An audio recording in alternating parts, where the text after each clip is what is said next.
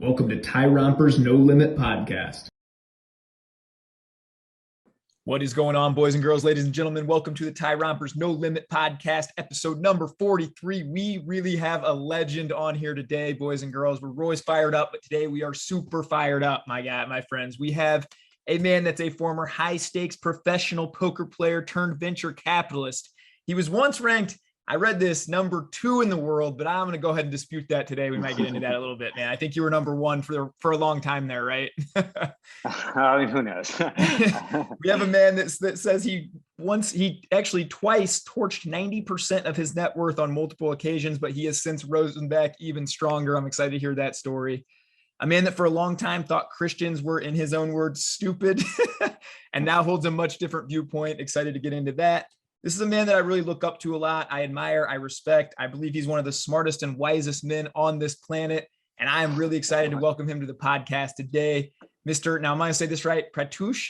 Pratyush, yeah. Yeah, I thought that, man. Well, welcome to the podcast, brother, and thank you. We're honored to have you on, my man. Yeah, excited to be on. And that was very kind. Definitely not true. Definitely not the wisest, or, you know. All right, now I gotta edit it and go back and say one of the most humble men in the entire and a father to be, which I can't wait to get into too, man. Yeah, excited. Yeah, excited to talk about that. A lot of cool stuff to dig into. You wrote an awesome thread back on Twitter, man.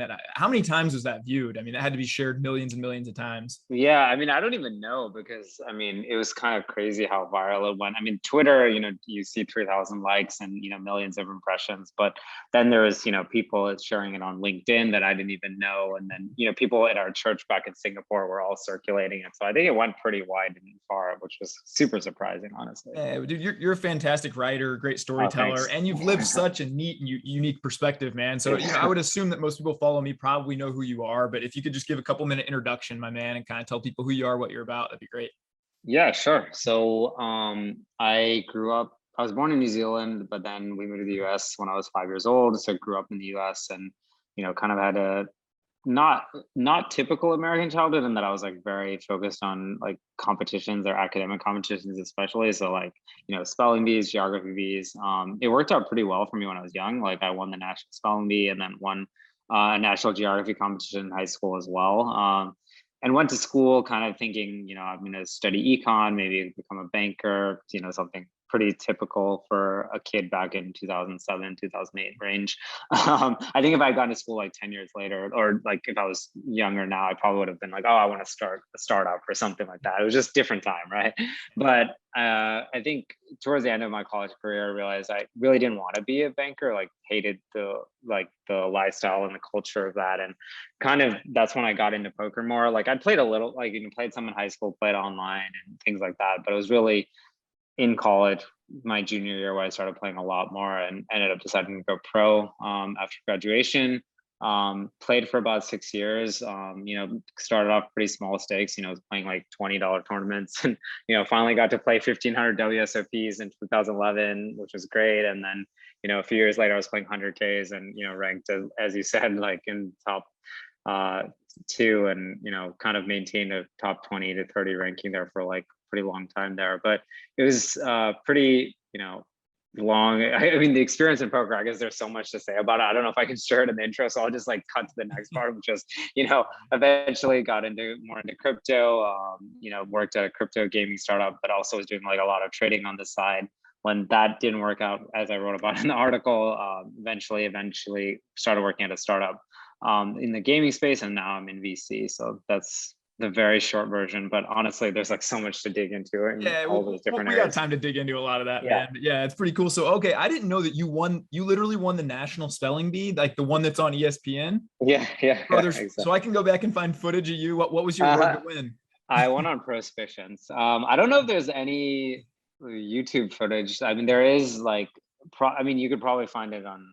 Yeah, I don't think there's any on YouTube, but I mean, we have a videotape and stuff like that. But yeah, I was on ESPN and everything like that. So you always enjoyed learning. You enjoyed, you had a very curious mind, you could say. Right? Yeah, I would say I'm like hyper curious and hyper competitive. So like that combination was like very good for spelling bees, was good for, poker. It was good. It's great in VC as well. So, it's like that. I think those traits are like really important. But yeah, I always just loved learning. And I think probably this is a total side topic, but probably the hardest part of that in-between period between geography and finding poker in college was that like later years of high school and early years of college felt like kind of like I kind of like was starting to lose my love of learning, because it just felt like very tedious and like very, you're doing it just to accomplish like, oh, I want to go to a good school, versus like anything that's more interesting. And poker sort of like reignited that love of learning, at least for a little while there. So That's awesome, man. That's cool. So, growing up, I guess let's start there, man. You're growing up, you have, this love of learning. What is it like when you're competing in a national spelling bee? I mean, are you studying the dictionary? I've always kind of wondered that, man. I'm curious about that. Yeah. So it really was studying the dictionary, especially my last year, the year I won it. So, I mean, in the beginning, I was kind of just more basic, didn't really know what I was doing. They have some word lists that I would study kind of haphazardly. But when I started taking it more seriously, it was like, really going through the dictionary, going through root words. So that's like the basic foundation of probably the majority of the words you're going to get in a spelling bee, because, so much of English comes from Latin and Greek. And so if you know the Latin word roots or the Greek roots, you can sort of like get to 90% of the word, or maybe even 100% of the word. So like learning those basic simple principles like helps you get to like the 80-20 or the 90-10. And then going through the dictionary or like these other long word lists are helpful for like the words that, there's no roots or anything like that to figure out. So. Man, it's why. So two follow-up questions on this. Number one, what do you get when you win the National Spelling Bee? And then number two, I would tell everybody my whole life, I'd introduce myself as, dude, that cool thing on ESPN? I was the champion of that, man. You ever use that in like job interviews? You ever use that? Yeah, that's a funny question. So I would say two things. So to answer your first question, it was when I won, it was $12,000, which is a lot for a 12-year-old. But now, dude, did you buy Bitcoin with that back then? No, sadly. It was too early for Bitcoin. I wasn't even around, and I wish I had, but it ended up just going to college. But now it's actually more. I think it's like 40 or 50K, but it's gone up a lot in the last several years. Let's see.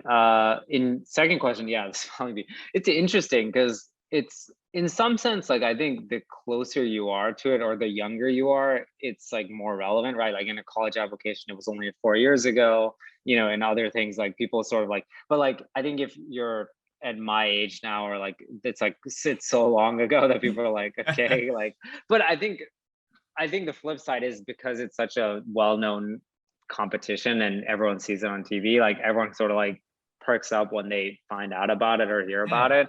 And it definitely is something that I think, like, when I cold messaged Mike McDonald to be my coach, or even started talking to Doug about being my coach, or even some of the people I've met in DC, I think poker for Doug and Mike, like I think probably one of the things that stood out was like, okay, this kid might be pretty smart, or there's something interesting or different about him.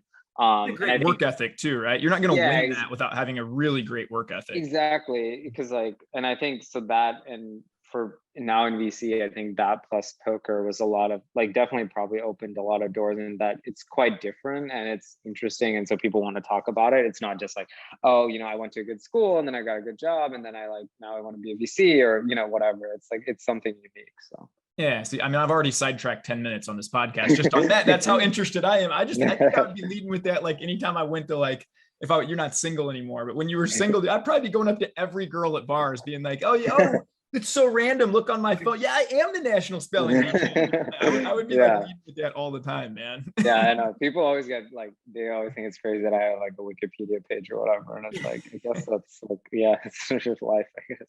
Yeah, it's pretty cool, man. I'm sure you'll pass that love of learning on too. I'll get into fatherhood later, but I want to kind of keep following a timeline here a little bit. So you're in school now, and I find it interesting that you made that point. And I got to be honest, it's something I worry a little bit about with my daughter, she's already 3-4 grade levels ahead in math, several grade ahead in reading. And she says to me some days, school is a little boring. The teachers are just having me help other students because I'm so far ahead. And I don't want her to lose that love of learning, but it sounds like you kind of did maybe for a couple of years, and then you get into college, and then kind of what's your college experience like, before you found poker? Honestly, college probably killed it even more. Like, I mean, I don't know like what would have happened if I hadn't found poker, or if, I don't know what it was, but it just felt so tedious and it felt so pointless. Like everyone's just chasing status and prestige, and like even what they're learning, it's because they want to go do something that gives them status or prestige. It didn't feel like anyone was doing it just because they like love to learn.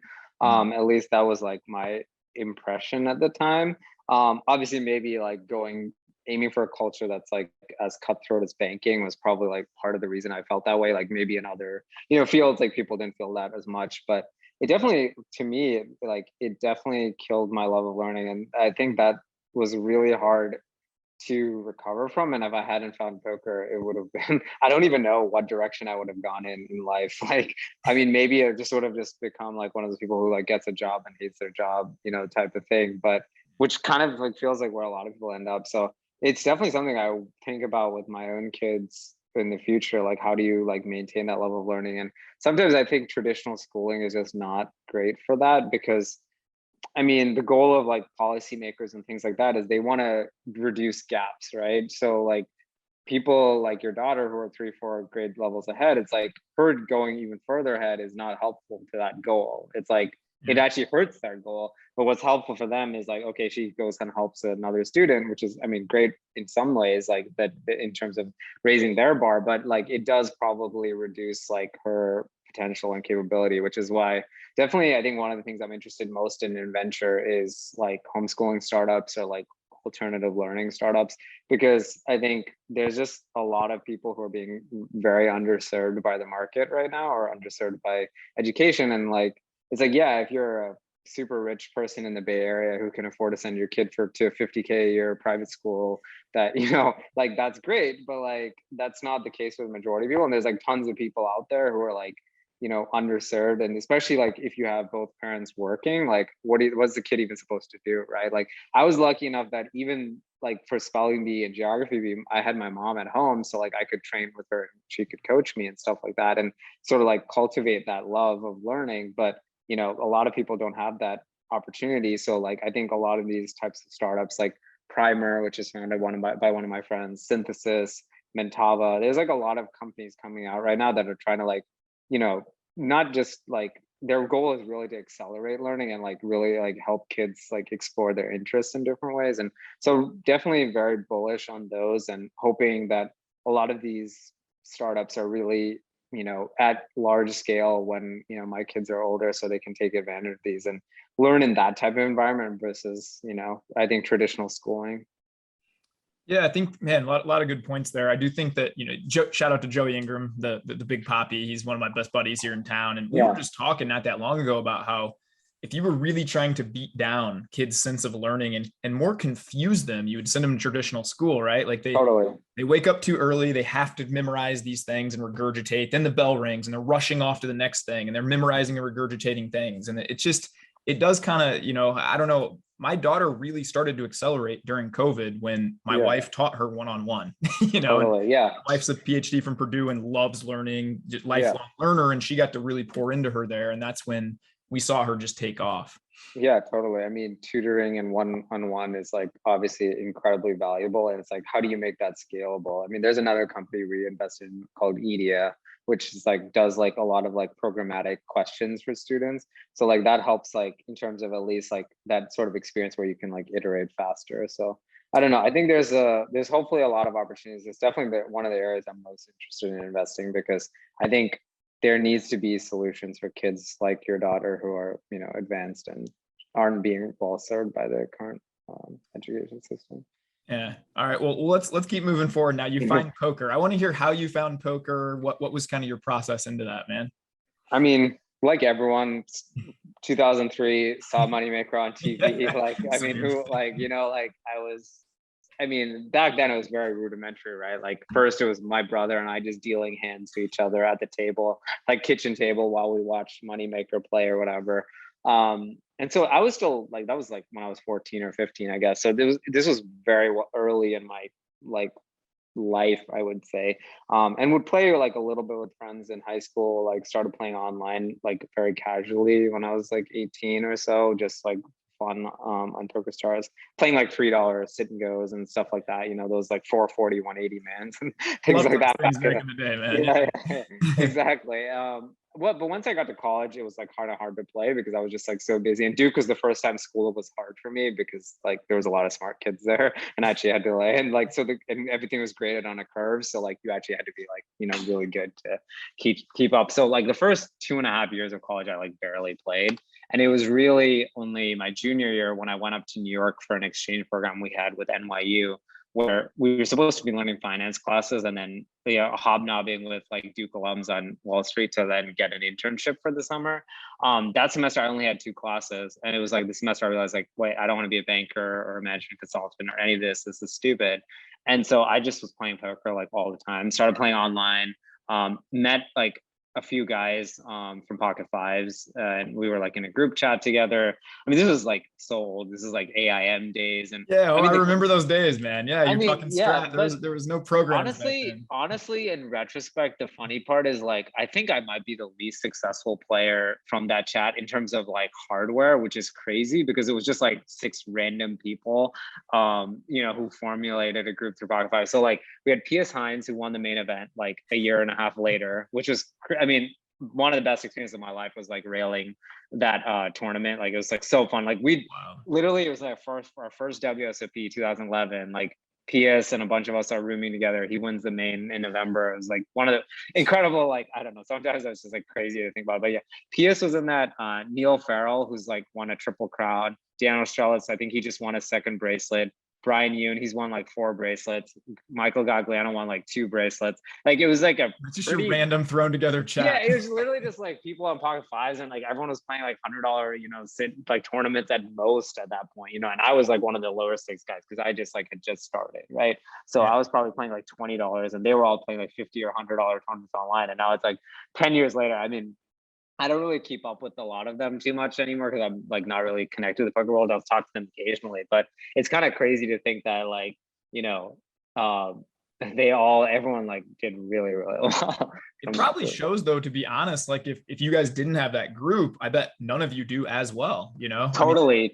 Like the strategy conversations, all of that was like super valuable. Even if like, whatever we were discussing back then, now if you look back at the chat, we're like, wow, these guys had no idea how to play poker. But like, we had what we were doing at the time. And I think those virtuous cycles of being surrounded by like really smart people and you just trying to figure out things together is like really valuable. Especially, I mean, I think people kind of probably in the modern day where solvers and those things are so like valuable, like you can just autodidact yourself to being great at poker. You can just like sit at the solver and the computer will help you the whole way. But back in those days, we didn't really have any of those tools. So it was literally like so much of it was like, who are your friends and who are you talking strategy with? Like even in the 100Ks, right? Like even in the super high rolls, when I was playing them in 2014, 2015, 2016, it was like, okay, there was all these different crews, right? And they would all talk strategy together. There was like the Germans, German like crew, Rankenmeyer, Klaas, Kurganov, like they had their group. And then there was like the Ike Haxton, Dan Smith, Scott Seaver, like that crew of people who would talk strategy together. There was like me and like Connor Dreenan, there's a lot, there was like certain crews that like, and it was all like depend on like your strategy and you guys would be like trying to figure things out together. And I think towards the end, like 2016, 2017, when solvers started coming around, that started changing it a lot so that like, a lot of it was just about like how good were you at working with solvers. And I from what I hear now, like in 2021 and 2022, that's like what it's all about. Like maybe if you have a crew, it's mostly just to discuss what you're doing with the solver versus like, whatever you're just like randomly trying to figure out. Right? It was so random back then. My best buddy back in the day was Steve Jones, Johnster, and still one of my best buddies in life. But I mean, we lived in the same neighborhood. We literally bought houses in the same neighborhood. We were pro poker players, and every day we would chat strategy. We would chat, and I feel like that's how I got a lot better, man, was just hanging around him. He was a really smart kid and really smart guy and still is to this day. But yeah, if I didn't have him, I don't think I'd still be even winning today. Totally. It was just like, just talk strategy, talk hands all the time. Like it is funny, like, cause people in like tech will be like, I feel like tech people only talk about tech. And I'm like, you guys talk about tech like 80% of the time. Like when I was in poker, like I don't think anyone talked about anything but poker like ever. Like I feel like sometimes when I talk to tech people, I'm always explaining like they'll talk about some random company that did this and that, or 2014, 2015. I was like, literally from 2011 to when I retired from poker, like I don't think I thought about anything besides poker that entire period of time. Like there was literally nothing else in the world going on. Poker has a way of doing that to you, man. And I remember for a few years there, I actually made a comment I remember like to my mom one time, I was like, I don't even care if I get in a car wreck, as long as I can think and play poker. Like that's all I want to do. I was playing 7 days a week, 14 hours a day. It's so consuming, and I don't know. It's good to have life balance now, or I just kind of play, 12, 15 hours a week in some lower stakes games and then still Yeah. enjoy it. But so Yeah. when did you get really good? Where was that tipping point for you then? Did you have a big score in a tournament, or what was your big moment?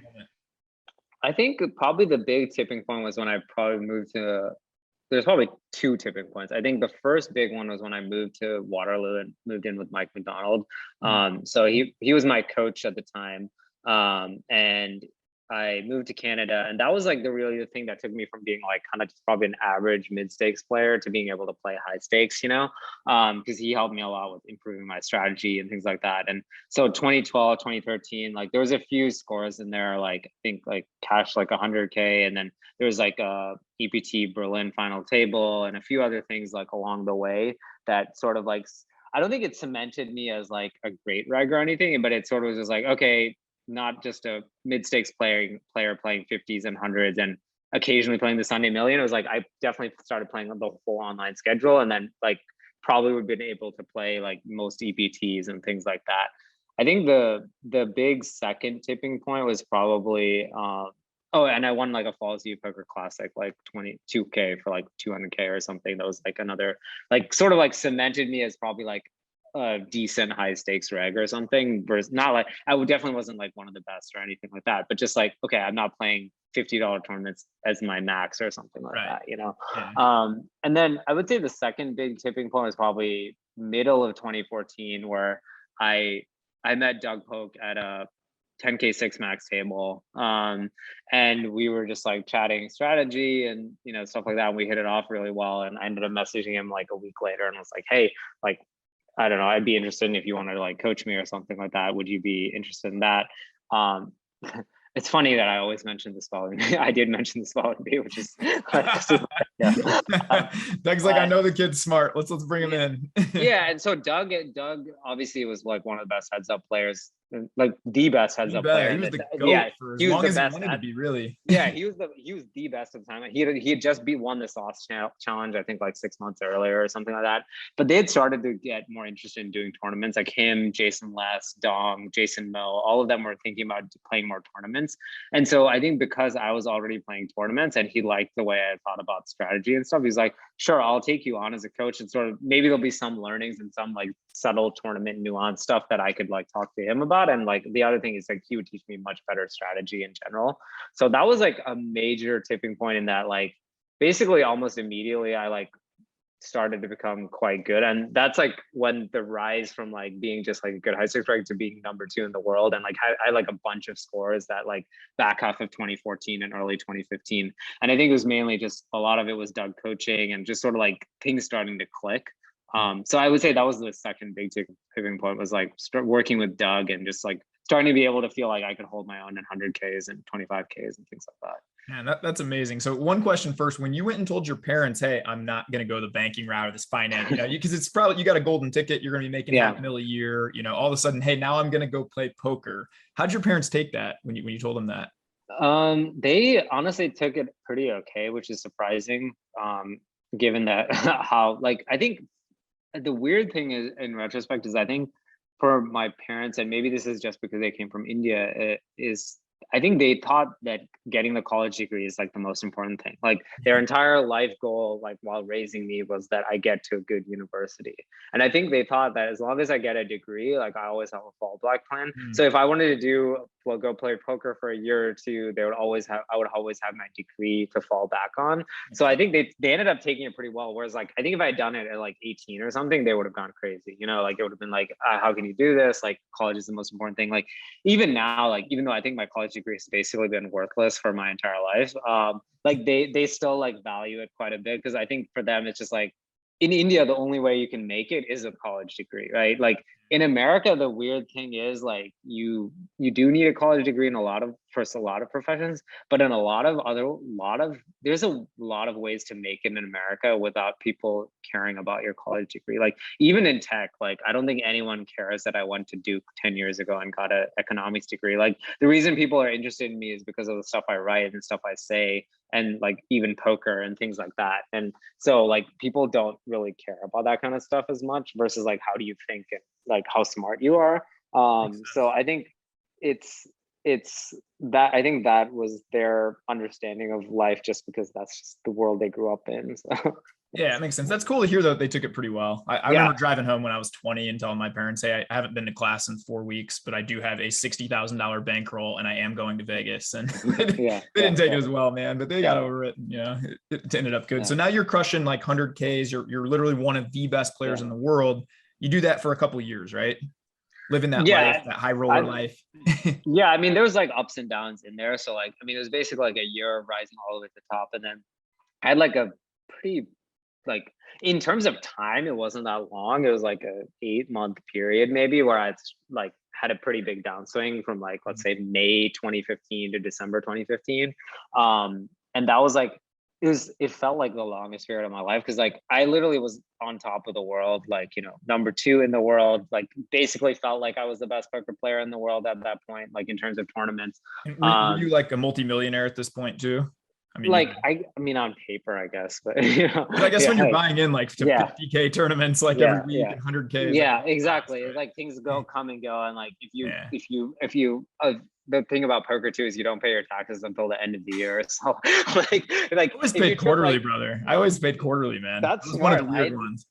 That's smart, because I definitely didn't do that. And like, you'd come to the end of the year, like, because like your number in May, right? Like after a couple big scores is like, if you were like, oh wait, everything I've earned so far this year, I take 40% off, then like I wouldn't be like a multi-millionaire, right? It's like these things like can change quite a bit. So I had a pretty big downswing, and that was like the first time I started like exploring a lot of these other, like, okay, how do I be happier? How do I,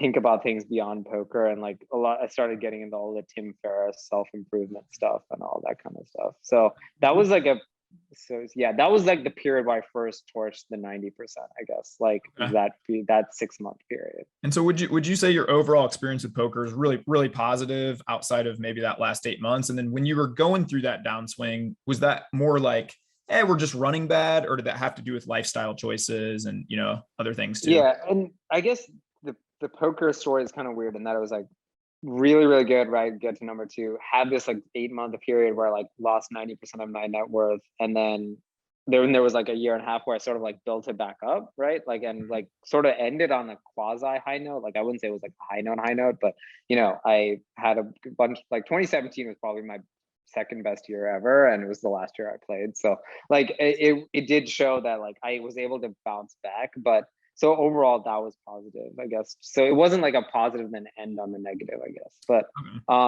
to talk about that 8-month period specifically, I think that period was, it was a combination of, I mean, to lose 90% of your net worth in 8 months is definitely not smart bankroll management. Like clearly there were bad lifestyle choices involved, right? Like it was definitely, there was a lot of chasing, I think. Like I think that was probably the biggest thing, is like you start losing tournaments and then you're like, oh, let me just put up more money in the next tournament, because like if I win, then I'll make it all back, right?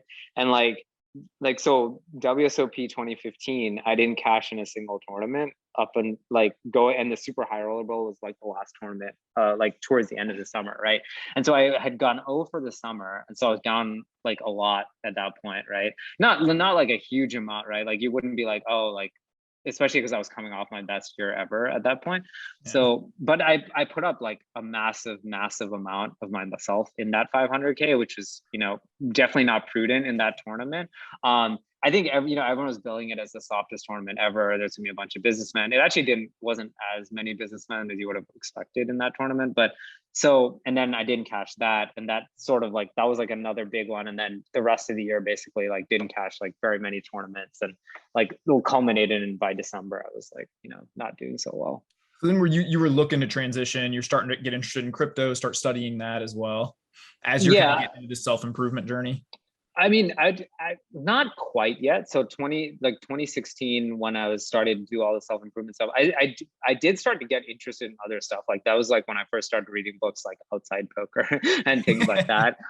So a lot of the Tim Ferriss books, I think the next year and a half was more about like proving to myself that like, hey, it wasn't a flash in the pan. I can still compete with the guys in the high stakes. So, I won an EPT high roller in Barcelona, like middle 2016. And, ended up cashing the super high roller bowl the next year in 2017, which was very disappointing result, but like, that's a side story. And it was more towards the end of middle of 2017 that I realized that like, even though I still was able to compete with a lot of the high stakes players, like I didn't enjoy it as much. And like, I didn't want to do another year of it. And that's when I started like getting more into, I want to do something else. And I actually didn't think it was going to be crypto right away. Honestly, it was just more like, okay, I'm just done with poker. And that was July 2017.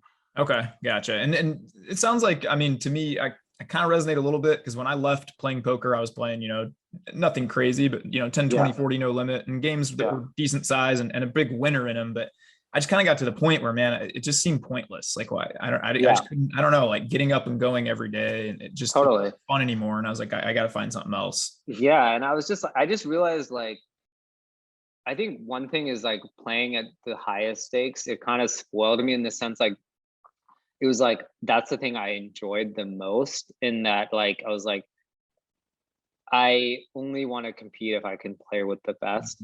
And I kind of also realized, well, I don't even know if I have that passion to still try to like go and grind PO solver all day, every day. Like, I don't know if like, I was basically like, do I really have what it takes to keep competing versus D Pete and Petrangelo? Like those guys are like in PO solver all day, every day. Like, am I going to be able to do that for another year? And I realized like I had started to have a lot of other interests, and I was like, well, if I can't compete with Peters and Petrangelo and those guys like that, like, am I still going to want to play poker? And so like, you could have made an argument, I'd still be able to make a lot of money and just playing 5Ks, 10Ks, playing the circuit, not playing super high rollers. Like I could have just been like, you know what, Peters, Petrangelo, those guys are going to be better than me. It's fine. Like I could just go make money. But it was like, what's the point then if I'm not going to try to be one of the best? And I realized I didn't have that passion and fire to be the best anymore.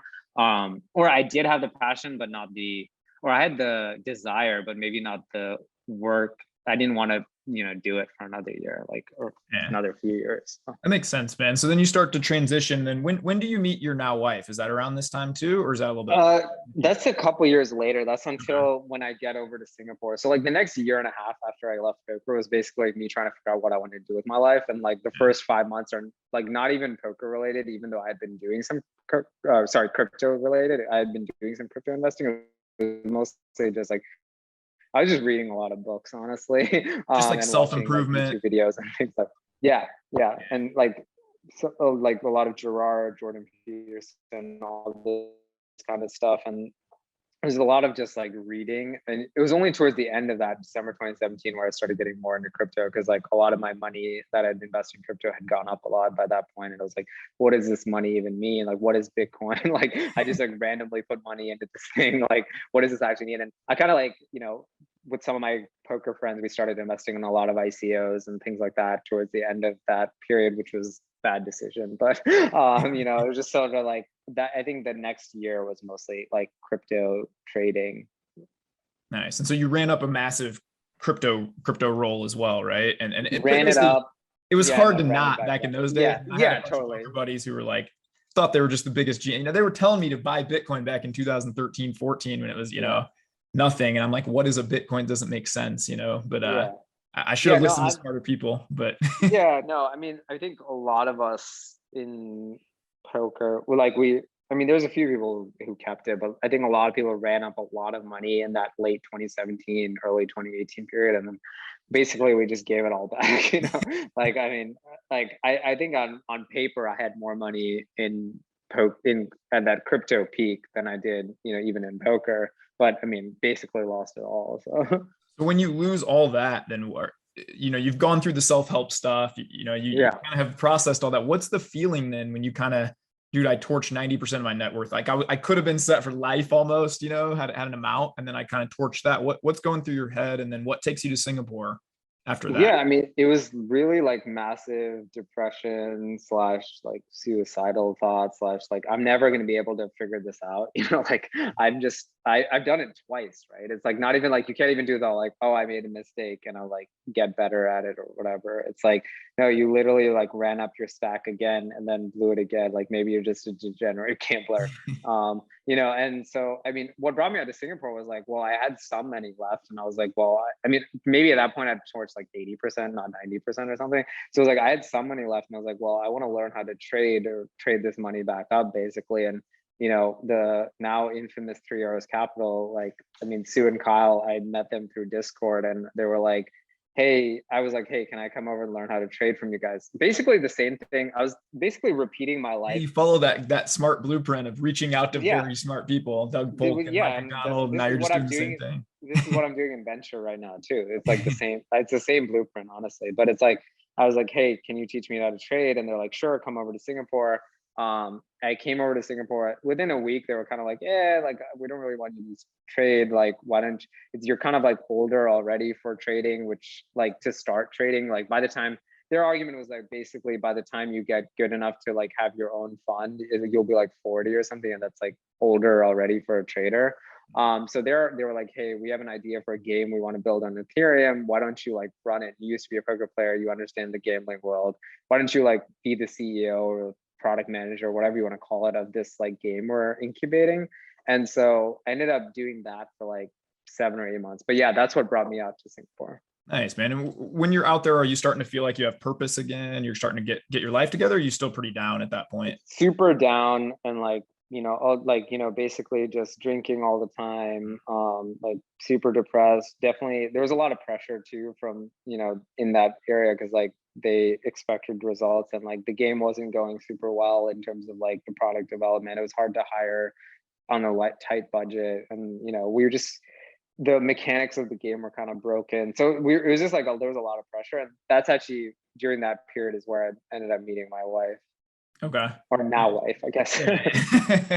So yeah, and I imagine too, like coming from poker background where, man, I mean, nightclubs and all this stuff, when you're, especially when you're balling, man, you know, when you're hanging out with some of the you know, guys back in the day that I got to hang out with, the Viffers, you know, these guys that are just going out and you're living like this crazy lifestyle that most people can't really understand in their 20s. And then you kind of, now you're back to reality a little bit in the day-to-day grind. I'm sure it's harder to go from having it all and then kind of coming back down. So that mental state. So when you kind of, how do you get yourself out of that? Honestly, poker desensitizes you to money so much that it's still a problem for me. Like, I still feel that, like, and that's like, as someone who's like, you know, definitely doesn't have as much money as they did in, you know, at multiple times in my life. Right. Like, so like, I know what the number is in terms of net worth that I have right now, or like, you know, over the last few years, but like, that desensitization to money that poker gives you is like so hard to break. Like in terms of like, oh, I want to like plan a budget for our family, or like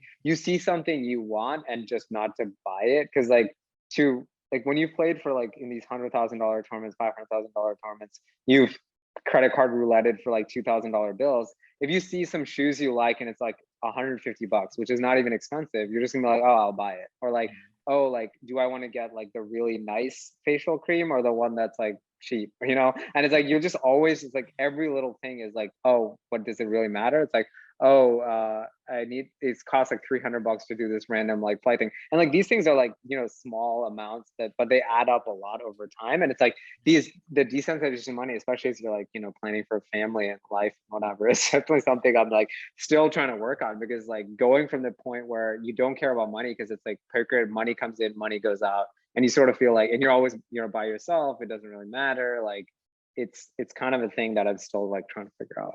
Yeah, bro, it's wild. My wife really is the one that retrained me, because when we met, when I was 30, I had made probably 12 or 13x what she had made at that point. I mean, she literally worked like, you know, in fast food and waitress jobs going through college, and I was making 300+ K a year, you know, and we literally came into the relationship with the same amount of money, you know? It was nothing to me to grab 3 friends and fly across the world to somewhere and just, you know, drop money on Crystal. It's just so dumb. Like looking back, that's such a good point, because it's like, yeah, dude, that's like exactly the point. It's like the multiple of money that I had earned over my life versus what my wife had earned is massive difference. Yet when we got into the relationship, she probably had the same amount of money or more, because like I torched it all, like all this crypto stuff. And it's like, and so like, but your mentality is still that you have this money, or that the money will come in at some point. right? And then like, if you're working like I work at a venture fund, it's like I have a salary. I don't have just like this random day where I could make 400K all of a sudden. Like that's not going to happen for like 10 years, where maybe one of our investments pays off or whatever. But it's like, so I think that, yeah, I'm still in that retraining process right now, honestly. Yeah, poker does a number on you in a lot of ways. I think I unlearned a lot of that. And then for me, like, dude, I went back and managed a bank, like the largest bank in the country, but I was a bank manager, like grinding out 45-hour work weeks. And then I found out like getting an actual paycheck every week that is not very big compared to the game. I'm like looking at some of my poker chip, like I had to work, how many hours. Yeah, it's like, it's more consistent, but the consistency is like, is never gonna be more than that. And you can't spend as if like suddenly one day you're gonna just go win the Sunday Million or like go win a 2K in, Oklahoma or something. And now all of a sudden you have 200K just like sitting in your pocket. And like, I think that mentality of like money coming in, money going out is like the hardest thing to retrain yourself for if you're gonna be in the non-gambling world. Yeah, I agree too, man. Yeah, a lot of my like quote unquote unpoker normal friends just could never understand that we'd go to like $2,000 dinners pretty regularly, like a group of 10 of us, and just like you said, credit card roulette. Whoever the waitress pulls, that's who pays the 2K. But it didn't feel like a lot because most of the days I was winning or losing 4,000 or 5,000 playing cash. It didn't feel like a lot. Yeah.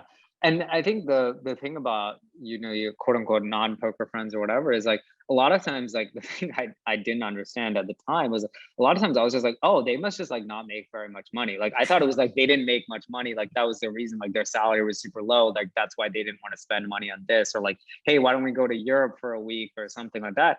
And like now in retrospect, like, and now being in this world, I'm like, no. And like seeing like that they have like a house, they're saving for retirement. It's like, no, they just like, they had the money. They could have gone the trip. They just didn't. They were like, no, I'm not just going to randomly spend $2,000 to fly to Europe for like a week for no reason. It's like profession, man. You don't see like a doctor like perform a surgery and then be like, okay, man, let's take the whole group to over. No, that's his job. He just like, Yeah, it's like they all save, and like you talk to them now, like people in like a professional world, it's like they have they have money. They're just like not like just spending it like frivolously, Yeah, So okay, I want to get back to here where kind of, you're still, and at this point you're atheist all the way, right? Like you don't believe in God, you've never really believed in God, never been a thing. And then you meet you're kind of at a very low point, right? And now you meet Gwen, are you attracted to her instantly? Give us a little story around that, man. How's that play out? Yeah, so we actually met online. And it was kind of funny because she actually thought I was a catfish because I don't take pictures of myself. So I was just using my poker pictures. Like I was literally just Googling for Pratyush Buddiga poker and just putting it on the thing. So like, it obviously looks super fit, right? And she messaged me just to like, kind of like make fun of me basically. Cause she's like, this guy's a catfish. Like, and then you told her you're the national spelling bee champion and she's like, no way in the world. Right. Yeah. So she actually was going to America like the next week, and I was still, when we were both in Singapore. And so I gave her a bunch of recommendations of stuff in the US, like in Los Angeles to go eat and stuff like that. Cause if poker players know anything, it's like fancy restaurants to waste your money at. So she liked my recommendations a lot, and she was like, okay, let's meet up when this guy must be actually an American and might be actually who he says he is. So we went on a date back when she came back to Singapore. I mean, I would say the funny thing is, like, I don't know if there was like an instant attraction in the sense of like, oh, I was like, oh, this is the woman I'm going to marry or something like that. You hear those stories. It was more like I obviously thought she was attractive, and I also thought she was really smart, but it almost felt like more like friendly because she wasn't like super flirtatious. And usually like first dates, there's kind of like that like vibe that you're going for, you're trying to be like more flirty. But I mean, I think part of it for her was, Singapore is probably a little more conservative culture. Like people are not like, super aggressive on first dates and like trying to be all like flirty and things like that. Like, I mean, I went on a few dates with Singaporean girls, and like I learned pretty quickly they were not expecting a kiss on the first date, and were like, in fact, like, wait, what are you doing? So you definitely got to take it different than the American way. But yeah, I mean, we had such a good conversation at our first date. I was like, okay, she's really smart and cool and asks interesting questions, so that was really interesting to me. And then she invited me to church at the end of that, which was kind of like interesting. I think I was at such a low point that like that was the only reason I was probably open to it. So then you end up going to church with her. I mean, you kind of like her. If it's a cute girl, you'll kind of do whatever. Yeah. Right? Yeah, and I think part of my, I think it was like I'd read Jordan Peterson and Rene Girard, and I was like, okay, like I at least gotten to the point where I didn't think Christians were stupid anymore. I was like, okay, there might be something it's religion might be a valuable social technology, and that it like forms communities. It gives people like a moral system. It gives like things, shared values for them to coalesce around. But like I was like, okay, why not just check out a church and see what it's like? So. Yeah. And so you're at somewhat of a low point and you start going to church, and then what did you what was the process from there? Yeah, I mean, I would say the first time I walked in, I sort of had like a pretty overwhelming experience in that, like during worship, like sort of felt tears in my eyes and sort of this idea of like felt this feeling of coming home. But like that was just the first one, and I wasn't like immediately like, oh, I'm a believer. Yeah. It kind of took some time of like, I started reading a lot of books and like kept going to church with her. And it was like about a month and a half later where I had an experience at a worship ceremony that like, where I felt like the tangible presence of God, like, you know, time stopped for me. And it was just like, okay, yeah, God is real. And like, I realized his presence and that he was there. And that was the one where I was like, okay, now I'm a believer. Wow, that's incredible, man. Yeah, I think it's good to have skepticism too. You know, one of the smartest guys I ever met, my first mentor, really, Eddie Lowen. You know, he told me, hey, he said, you're a smart guy. You like statistics. Like, go study the universe. Do you study what cells in our body? You know, do you think that that's random, or do you think it could be an intelligent designer? And what's that mean to you? Ask these questions and seek the answers on your own, you know? And so once I started doing that too, is when I kind of started saying, hey, maybe these people aren't dumb too. You know, I kind of had that light bulb moment. So that's awesome, man. So you kind of feel this deeper sense of purpose and belief. And I want to read one quote from your from your awesome vlog, man. But you said, I once was broken, now I am free. I was chasing all kinds of money. And then you quoted the Matthew 6:24, you can't serve two masters. Do you feel like that was the point where you kind of came to some peace around money, or some, like the first time in your life, maybe a sense of peace? Or I don't want to put can you talk? Yeah, I think so. Like, I think poker and, you know, crypto, there was like this obsession with chasing money, not even just for money's sake, but sort of as like a scoring, you know, like a scoreboard of like how well you're doing and things like that. It was like you're sort competitive. of that's how you win. Yeah, it's like the master that I was serving, right? Like I always wanted to make more money. Everything in my life was about money, money, money. And I think it was only through becoming a Christian that I had peace that like money is not my master. And like like money is just a tool. It's just something that, like, all the money I make, I would like to, you know, give away in the long run, like, you know, besides supporting my family and things like that. It's like I want to do actual good with it. And that's like the thing in venture is like you can support these amazing companies, like all those education companies I was talking about earlier, and like actually do a lot of good for the world. And yeah, you'll probably be handsomely rewarded for that in terms of money, but like then it's like, okay, great, I can give even more to the church, I can give more to like missionaries and like all sorts of things. And it just feels like a real purpose for that money versus like just doing it for my own sake or my own glory. Yeah, I can definitely relate to that so much, man. Where, you know, I felt like, I think that's when I quit playing, man. It was just so empty. It was like, I have this number in my bank account. I could probably, for at that point, not work for a long, I could just do whatever I want for a while too. But like, I don't know, it's felt meaningless after a while. And now I have like a sense of purpose. My wife and I have a goal to be reverse tithers at some point, man, and give 90% away, you know, like this big goal. Yeah.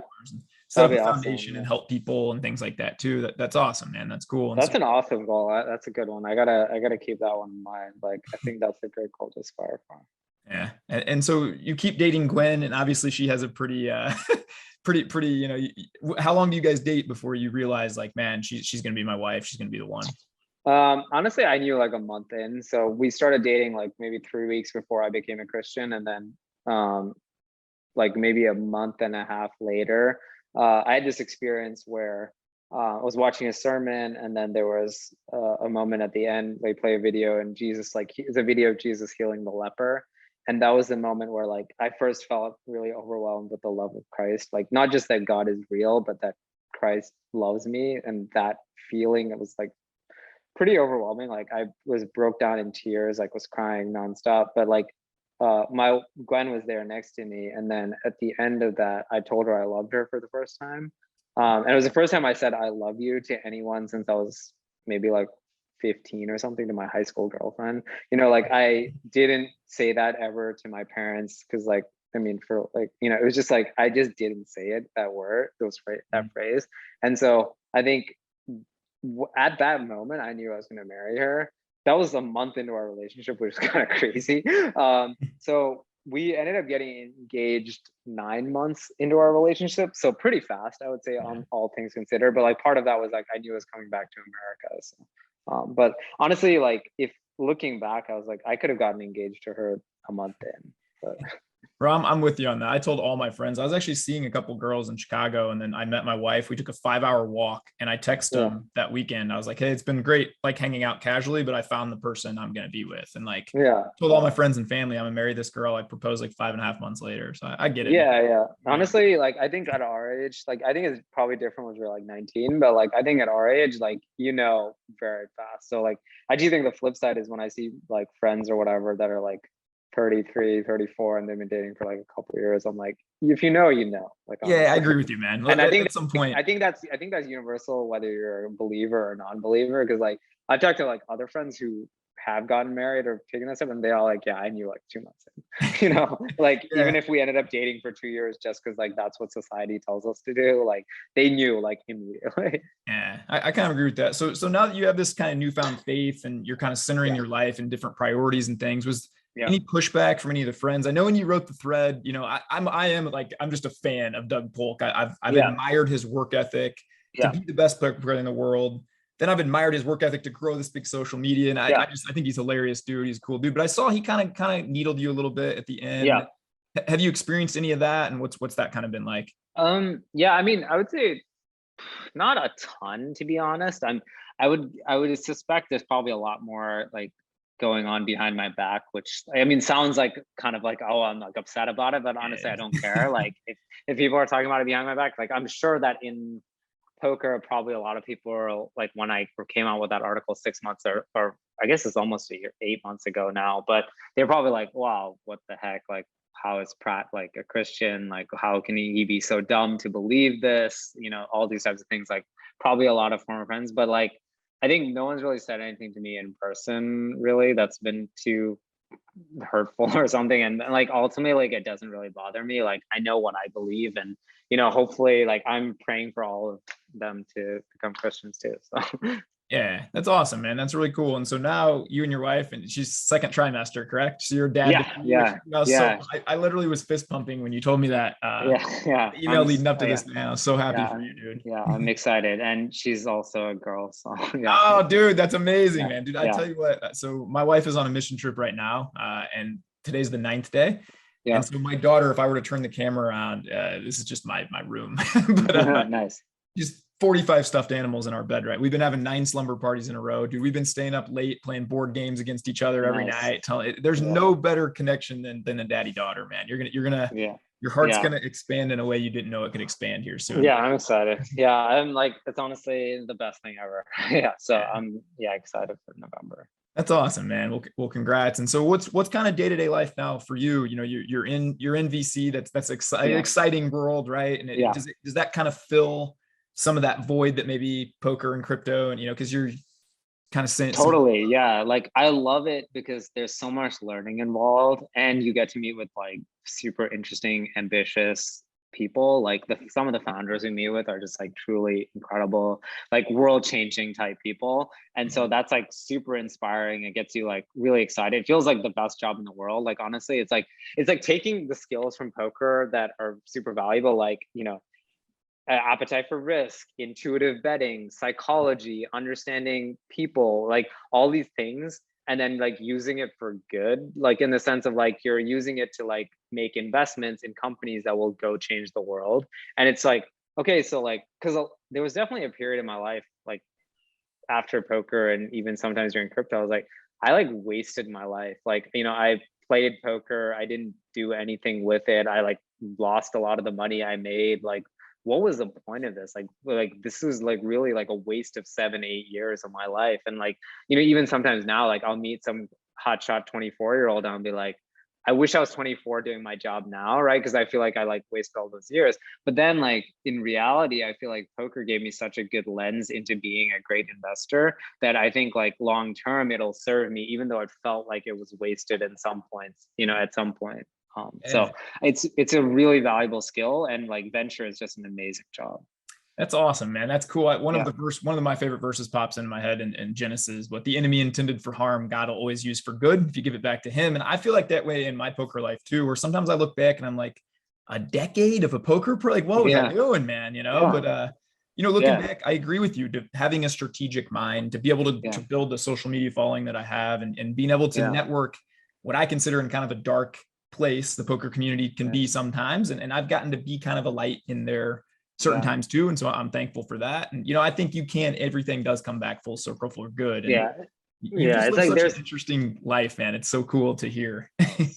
There's a Joel verse as well. Like, I'll restore to you the years the locusts have eaten. I think that's like another verse that like kind of sticks out in my mind, because like in some ways it felt like those years were eaten or wasted, or, you know, even like if you don't just take poker, if you take crypto as well, right? It's like you could say like 2011 till 2020, when I started working at that startup, could have been like, basically it's like almost a decade of like wasted time in life. And then like I ended with like basically no money compared to like almost all my peers at that same age. Like even people who were just working normal jobs, like they're way ahead of me. And like I had something that was more prestigious, but like ended with like not much money.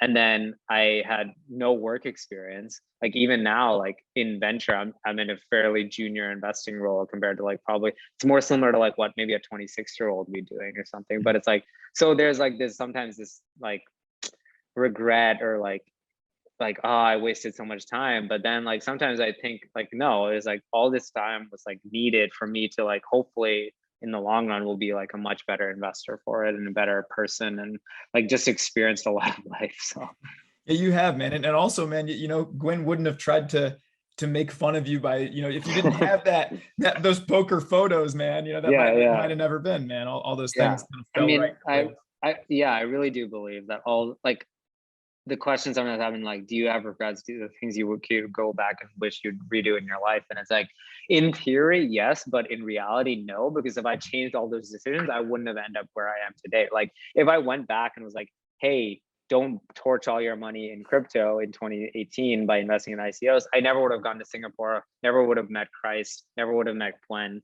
And it's like, I would trade, you know, all the money in the world for those two things. So it's like, of course I'd go back and lose all my money again. Like I wouldn't change that for the world, you know? So. I feel the same way, man. All the dumb stuff I did. I'm just grateful I didn't meet my wife in the midst of the dumb stuff, because she would have had nothing to do with me, man. Yeah. No, I mean, if I had met Gwen in like 2014 or 2015, when I was like, the only thing in my life is poker, and I thought I'd figured it all out, then it wouldn't have worked out. Like, I mean, I was dating a great girl in 2014, and I remember she came out to the World Series, and she was like, after a few days when she was going back to Colorado, she was like, you need to like pay more attention to me, and you need to like, you need to make a choice between like, not like choice between poker and me as in quit poker, but like you actually need to invest in this relationship. Like you actually need to think about. And I was like, oh, cool. Like, let's like not probably just never going to talk to you because I'm playing this tournament tomorre. And like I'm just like, no, the tournament is like poker was more important. And it's like, like you need to like, she was totally right. Like I wasn't investing nothing in that relationship. And like, if I had met Gwen at that point, it would have been the same thing, right? You know? Yeah, that's awesome, man. I just, you're such an inspirational guy, and I want to link the Substack, you know, that you wrote. Sure, yeah, I would that's love probably anybody like the listening best. to this. Yeah, that's probably the best summary of like my life / the Christian journey. Like probably a better job in that article than I did just now of explaining what happened. Dude, I mean, it's been amazing. But yeah, when I read that, man, I went back and read it a couple of times. I actually had a couple of buddies send it to me and be like, this is the greatest story I've ever read. One of my buddies, Jeff, who I know will watch the, shout out to Jeff. You know, he actually owns his own crypto firm.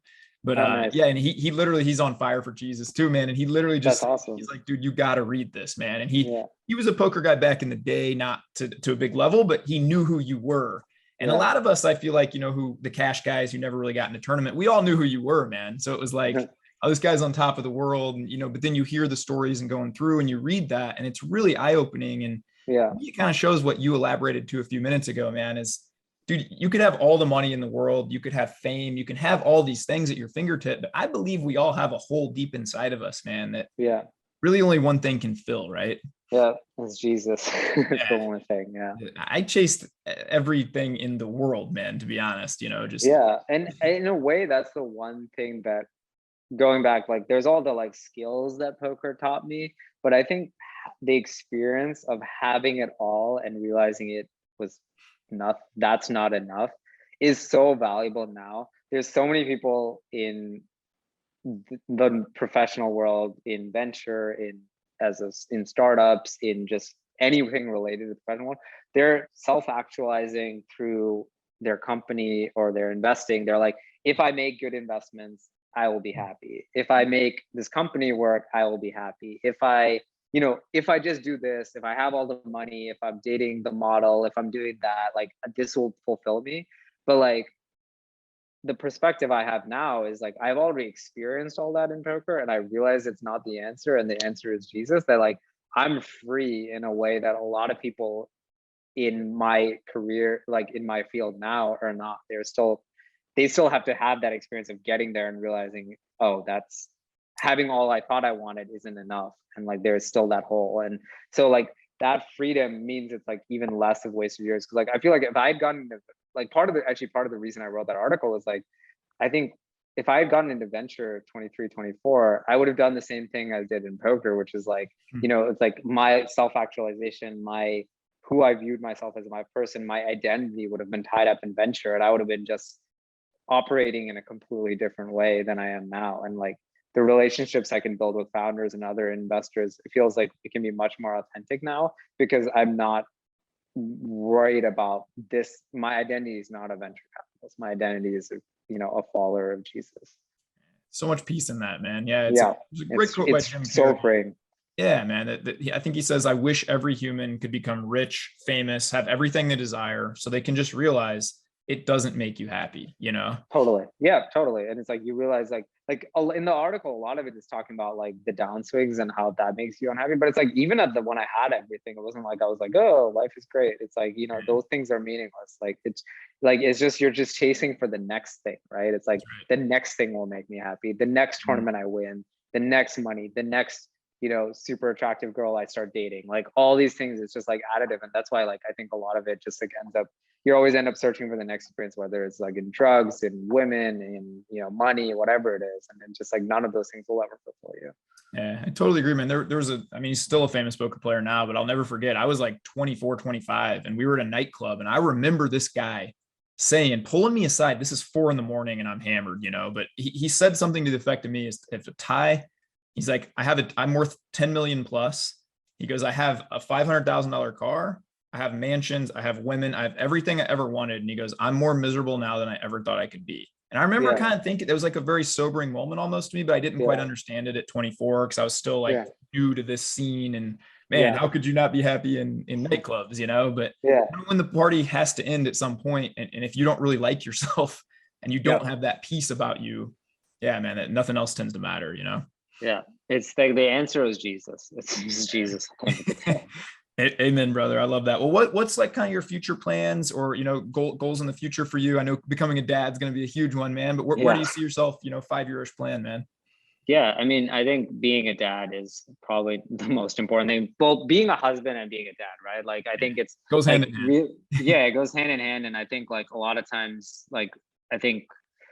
I mean, I say this as someone who isn't a father yet, but I think a lot of people sometimes when they have kids, they sort of like neglect their relationship, because it's all about, your life starts orienting around the kid, right? It's like, okay, the kid needs this, the kid needs to be taken to that. And I think it's really important for the healthy relationship to keep pouring into your relationship. So like I sort of see it as like God first, right? That's the number one relationship I need to take care of. And number 2 is Gwen. And number 3 is the kids. And like, if I'm taking care of my relationship with Gwen, that will naturally, I'll overflow into my relationship with my kids, and that will just like continue onwards, right? So it's like God, family, and family specifically, Gwen first, and then the kids, and then it's work is the next one. And so for me in work, I would say it's just like, being the best investor I can, and being the best helper to founders that I can be, you know, and just help them in company building. Because I think like that's the part in investing that I'm most excited about. I want to develop the skill the most. It's something I'm still learning. I've only been in venture for a year, but like really being shoulder to shoulder with founders and helping them in the process of company building, not just like being a check at the end of the day. Because like that's not super interesting to me. Like that would be, you know, maybe too similar to poker in a way. You know, like I actually want to be there in the trenches, like help them build something great. And like that's something that hopefully I'll continue, I hope to get the opportunity to keep doing. Awesome, man. You're super wise too, man. I'll tell you, the first couple of years of my marriage, when we had our daughter, the doctors told us we couldn't get we wouldn't get pregnant. And then on our honeymoon, we got pregnant. And so Tinley was going to get here. And so, yeah, we went full into it, and we did exactly what you said for the first year and a half. Dude, I never hit the gym. I literally just, you know, me and my wife gave everything to this new child, which, you know, dude, it's part of that you're going to, but like, we didn't go on a date, man. I forgot to love her in the way that I should. And now it's funny, you know, you mentioned budgeting back. Like I'll look sometimes at what was our biggest expense in the quarter. Our second biggest expense now is babysitters, because 3 days a week, 3 times a week, man, we have, my wife and I will hire a sitter sometimes just to take a bike ride together, just to connect for a couple hours and to prioritize that. And we always talk about that too, where, hey, you know what, we both have to be strong with God and growing in that relationship. And then we have to invite God into our marriage and be strong together and grow. And then the kids will see that. And naturally that'll make us better parents, you know? Exactly. It overflows, right? If you have Christ in the center of the relationship. And I think that's like something that I learned from my church in Singapore, and, you know, it's repeated message. And I think it's super important. It's rare. Like, I think it's like the thing you see on people's bios, or the thing you hear the most often in culture, is that like, it's, you know, it's really, they don't prioritize that relationship with your wife, or like if you do, you're supposed to like worship them or something, and it's like, no, you need to worship God and put God in the center, and like you have that relationship where you pursue her, you date her, you have fun with her and all of that, and then it overflows into the kids. So. Yeah, man, you got to be exciting still, you know, that I think that's what I lacked with my wife for a couple of years. It's, you know, I mean, we just got back from a vacation 5 days without the kids, man. We had our parents come out and watch, and we do this every year at least once or twice, and it's so important to keep the fun of the relationship. And dude, I want my kids embarrassed because I'm making out with my wife and dancing with her in the kitchen. And, you know, that probably the number one complaint I hear when I coach men is that, you know, them and their wife have lost. There's no sense of passion, adventure. I'm like, well, that's on you to create, man. You know, like you have to always take the lead in that. Yeah. Any other advice for me as a, you know, I'm only been married for a year. We just had our 1-year anniversary. Congrats, brother. Yeah. Thanks. Yeah, I think you're doing it right. You're a smart guy, man. Just prioritize and have fun. And it sounds like your wife has a love of learning too. Like my wife and I will study and learn things together. We'll talk about things. I do like a monthly audit on myself, where like I have hierarchies of like faith, fitness, finances, friendships, relationships, business. And I'll kind of spend in half an hour each month in prayer and kind of just auditing myself, seeing where I can improve. I'll take those to my wife. That's a good idea.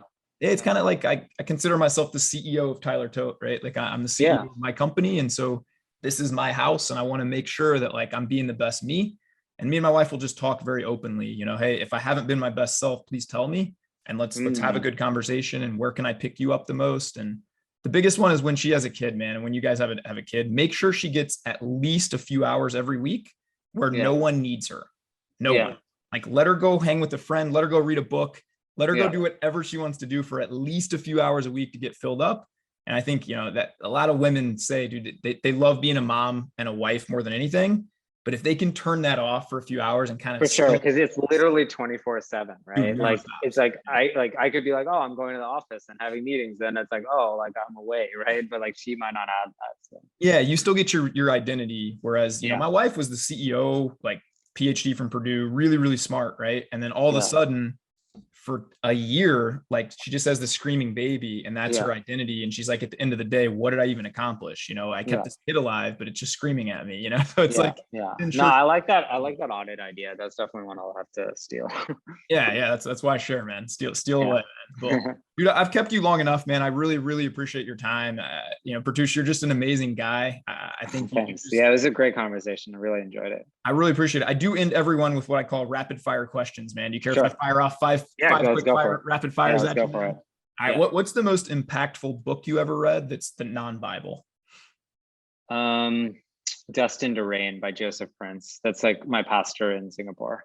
Nice, man. All right, that's one I'll go back and read. This is why I asked, so I can Yeah, Destined to smart Reign. It's a people great book. It really just it inculcates the grace message, which I think like often is mistaken, and like even in Christian circles, just like really like knowing how free you are because of what Jesus did. So Yeah, man. There's no feel the chains fall off, right? yeah, exactly.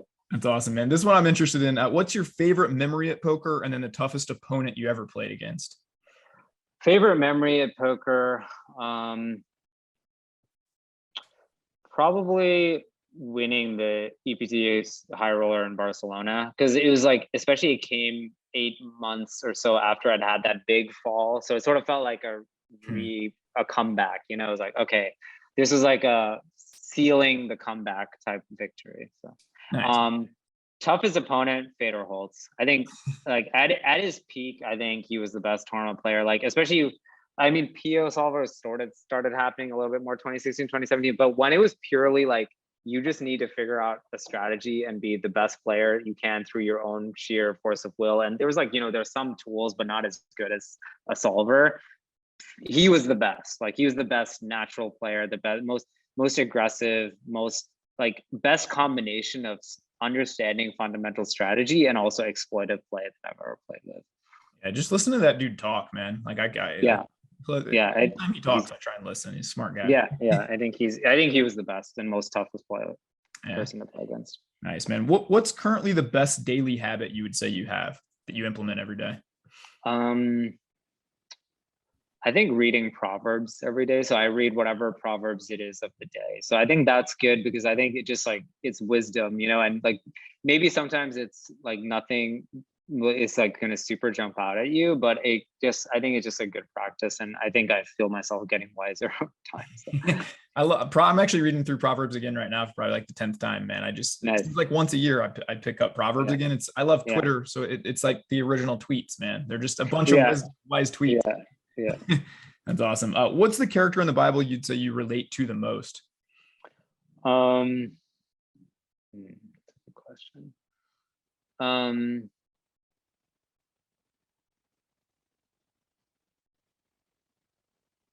Maybe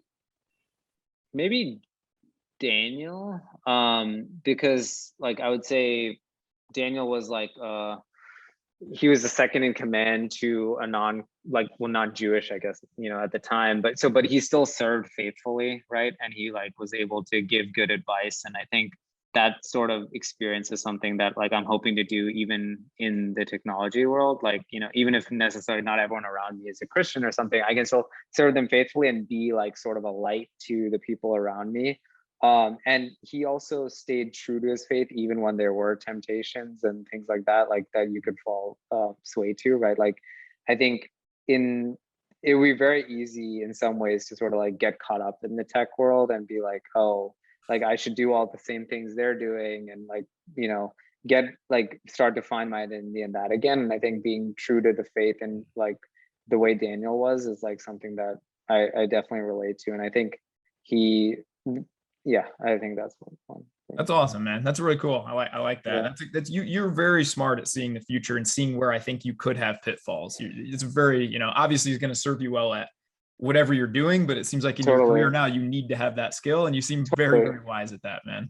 Yeah, thanks. Yeah, like I mean, right now it's like pretty easy in that, like, oh, I'm a year into marriage, like we're just about to have our first kid. It's like just starting on my career. It's very easy to be like very faithful and whatnot, but like it's like 5-10 years from now, let's say I have a lot of success or something, and like, you know, like I'm doing really well in investing, like, you know, there's a lot of great men who have fallen and like, you know, like who were Christians even, you know, and initially had that relationship with God and fell. And I think it's like really important to stay faithful and stay grounded. And like, that's the one thing I really liked about Daniel. So.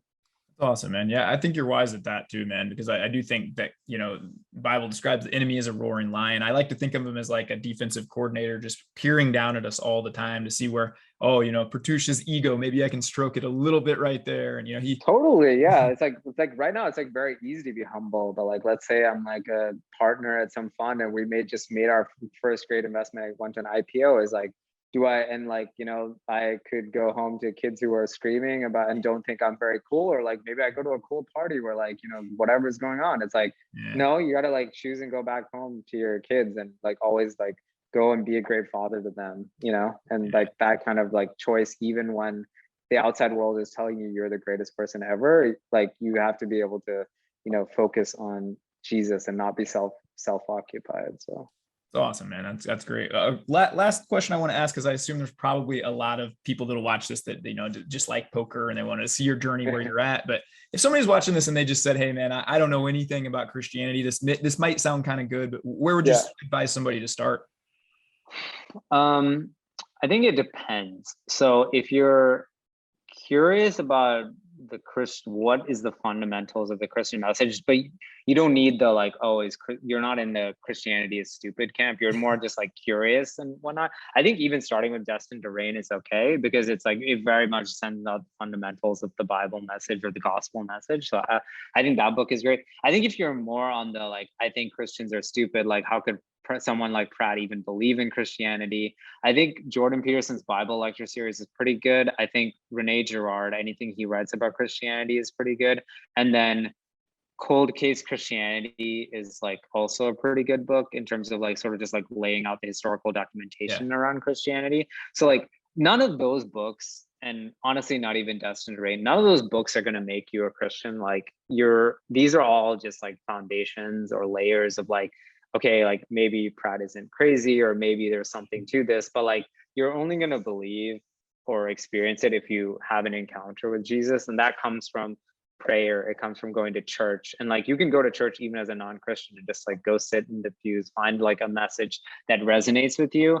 And like the thing with the church in Singapore is I went to it for 6 or 7 weeks before I became a Christian.